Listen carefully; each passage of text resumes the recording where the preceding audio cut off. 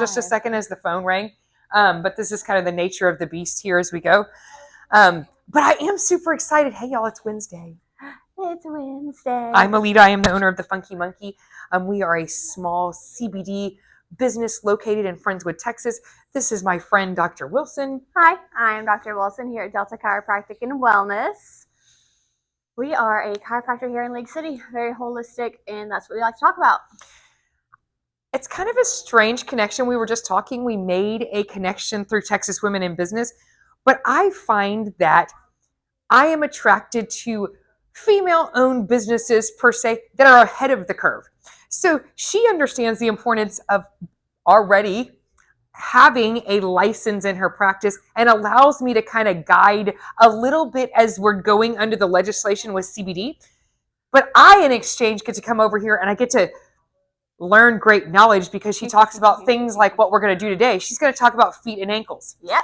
As a roller skater, feet and ankles are a whole other thing because all of your skate movement is done in your feet. So I'm excited to hear what you have to say. She's going to kind of go over those things. If you're looking around us, the last couple times we've done it from Dr. Wilson's office. Explain to us what we're looking at now. So this is our newly expanded clinic. We did a big expansion. There used to be a wall right behind me. And we took down a couple walls, and now we have the whole building. So we have so much more room in here. I'm so excited. We get to host our grand reopening on May 15th that we're really excited about. And we'll get y'all some information about that. We'll put that in the email for y'all. Sounds good. So you'll have a grand reopening. And then, we were just talking about the possibility of some classes, some different things here. So I do love, actually, this is my first time over here. We were kind of going back and forth, trying to get the date right coming over here. But I really like the openness of the building. You've done a great job there. So I'm gonna hop over and let's talk about feet and ankles. All right. So as a chiropractor, I don't just take care of the spine. I do take care of full body. So I do have a few people coming to see me right now that I am treating their feet and ankles. And it's so funny that today is feet and ankle day because last week alone, I have 3 new feet and ankle patients. So I am very fresh on it. People coming to see me for things such as chronic sprain strains, old ankle injuries, and plantar fasciitis. So those are things I'm able to help with. So plantar fasciitis is an interesting thing because, as a person that I used to think, oh my God, I never should be walking on hard floors because plantar fasciitis is real. But now I know it really has to do a lot more to do with the tension in the bottom of my feet. Oh, yeah. Versus, you should not. Somebody told me that, right? Somewhere along the time. Oh, if you just wear shoes all the time, you won't have plantar. That's not true. No. It's really, I have had, whatever, is it called grafting? The metal is where you use it. There it is. Done on the bottom of my feet. As painful as it was, it made all of the difference in the world for the pain that I was having in my feet and ankles. Yep. So for plantar fasciitis, the first place I start is your calves. Oh, really? Okay. Your calves get tight and it pulls through the Achilles, and then your Achilles does attach all the way into your heel. That pulls your heel, and then you start getting the pain pulling from the bottom of the foot all the way up. So, calves. We start rolling out the calves. We do a lot of calf work. And of course, I'm breaking up the adhesions and the plantar fascia itself.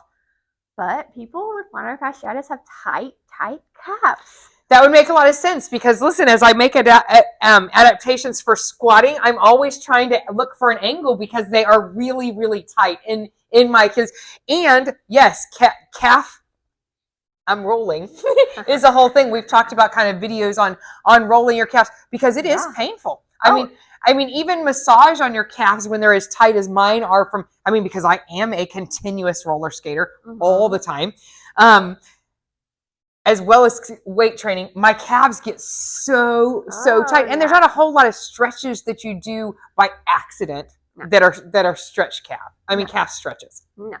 And we sleep and our feet get pointed in the covers and the calves stay tight. So a lot of my plantar fasciitis patients the pain's worse in the morning when they first get out of bed and they're putting pressure on their feet. It's the calves pulling all the way down into the foot. So yeah. Another thing that's interesting about this practice is you have 0 problems with working with children. Oh no, I love it. Right.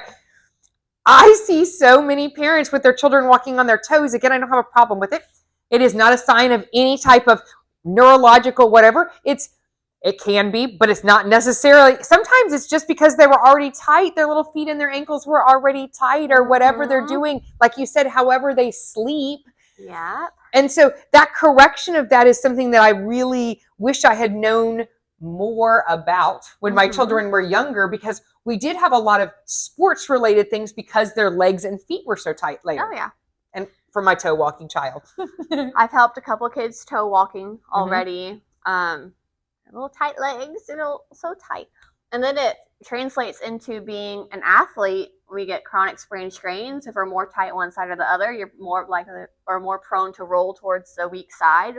The tight side is dominant. So, and another thing that I wish I would have known a little bit more about chiropractic care in general, especially in a practice like this. They're not all created equally. I mean, some practices are adjustment heavy. Some practices are modality heavy. Correct. I mean, there's just different. This one is a very well-rounded practice. So another thing that I wish I had known more about is both of my children were athletes. I mean, we kind of joke around that in our area. I mean, the athletes in this area are athletes. The best money can buy for their athletes. And I mean, there's a lot of money in the area, right?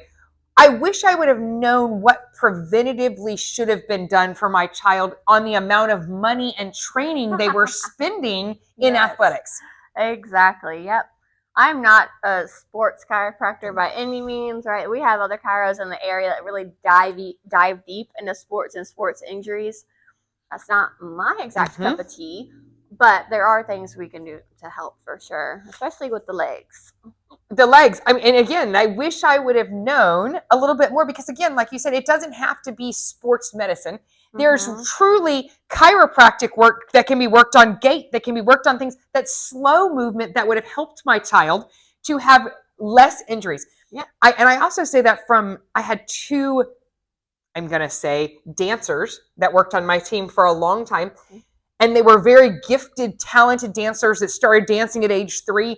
Their backs and their necks could have used so much more preventative care for the amount of dancing that they were doing. The money that was spent on dancing and all of the things should have also been spent on time stretching and working with somebody like you do, where you take an x-ray and you can already see where there's imbalances in their spinal structure. And that's very common in, again, overused athletes at very young ages. Again, you're not a sports chiropractor, but if I'd had more knowledge and known about a family practice, for me, that would have been appealing because, again, you can kind of do it all in a little bit of the same location. Oh, yeah, because we definitely are a family-style practice, right? I treat moms, dads, and kids, all of the above. So, but taking care of the kids, right, before they even, get into athletics, making sure their body's ready so that they can perform better and they can not get as injured. And if they do get injured, they recover faster. That's big. Again, the preventative side of it, if we were thinking about that in our athletes, it's big. We should be looking at it. I appreciate your time. I appreciate your knowledge, and we'll do this again. All right. Have a great day. We'll talk to you later. Bye. Done. There you go. Talk about being early. Hey, welcome.